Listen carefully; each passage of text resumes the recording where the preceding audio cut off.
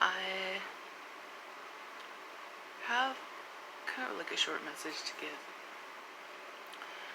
to those of you guys today.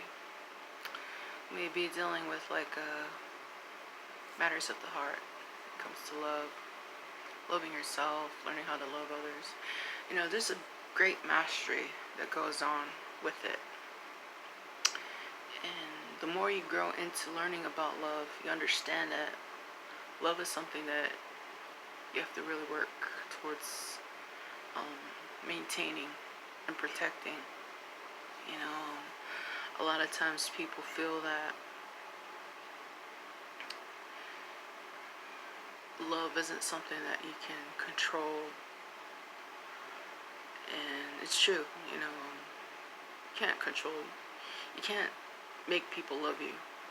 But the thing is that when you're creating love for yourself in an environment that's stable, you understand that there's certain things that you can't partake in, because there's temptations out there, that come in.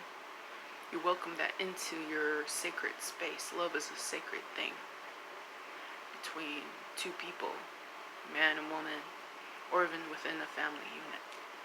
So when you're out there kind of entertaining other people in places, with things and this and that, you're not always aware of the energy of other people out there, what their intentions are, what kind of spiritual energy they have around them. Because a lot of times there's energies that are not of a higher vibration that tries to, break that light barrier, that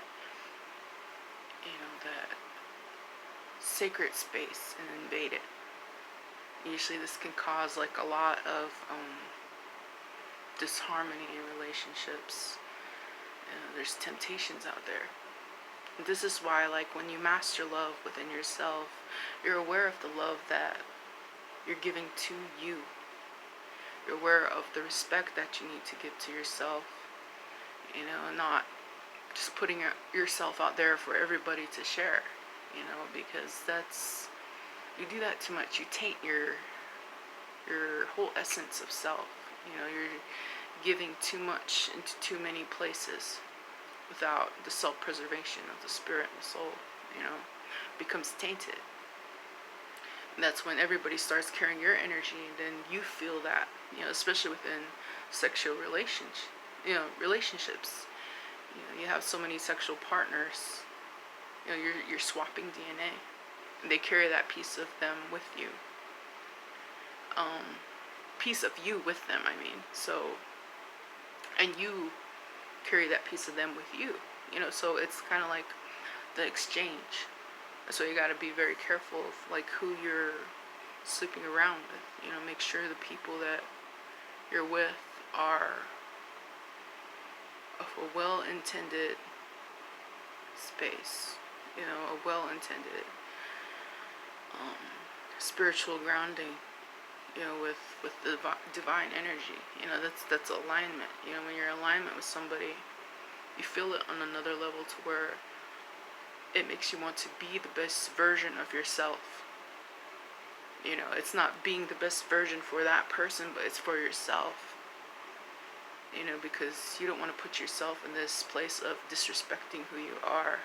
You want to become whole. You want to become aware and knowing of who you are. Within your spirit, that's where your spiritual grounding is. Your roots. Your rootedness. For everything to grow off from, because a lot of stuff branches off from love.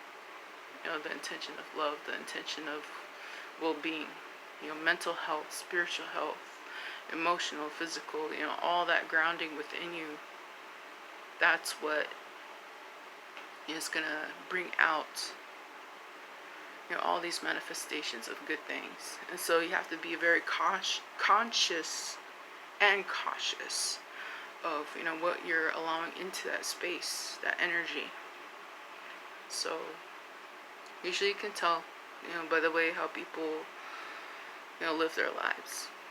What kind of energies they surround themselves with.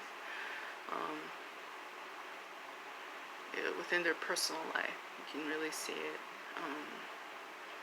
As well as the lives they lead. Their lives have a lot of disruption.